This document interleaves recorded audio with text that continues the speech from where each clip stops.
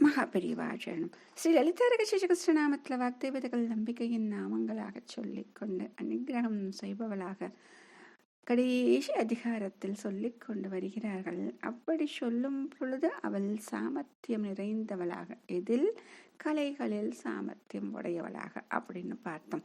அப்ப அதற்கு தொடர்புடையவளாக இன்னொரு நாமம் ஓம் விதக்தாயை நமஹ.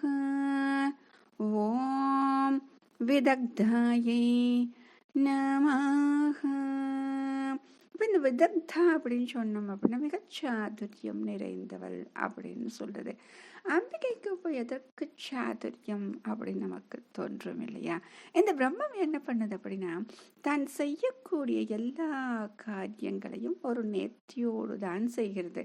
சாதாரணமாக அவளுடைய நாமத்தை சொல்லும் பொழுது லீலா கிளிப்த பிரம்மாண்ட மண்டலா என்று பார்த்தோம். அந்த லீலையாக செய்யக்கூடிய விஷயங்களையே கிளிப்தமாக, அதாவது ஒரு முறையோடு செய்கிறாள் என்றால் செய்யக்கூடிய காரியங்கள் அனைத்திலும் எத்தனை நேர்த்தி இருக்கும் அப்படின்னு சொல்வதுதான். அவள் அனுகிரகம் செய்தாலும் அந்த அனுகிரகத்தை கூட இப்படி சொல்ல முடியுமா, இவ்வளவு அழகாக அனுகிரகம் செய்ய முடியுமா என்று அவ்வளவு நேர்த்தியோடு செய்வாள் என்று சொல்கிறார்கள். ஆக அவளுடைய ஒவ்வொரு செயலும் நேர்த்தியோடு தான் இருக்கிறது.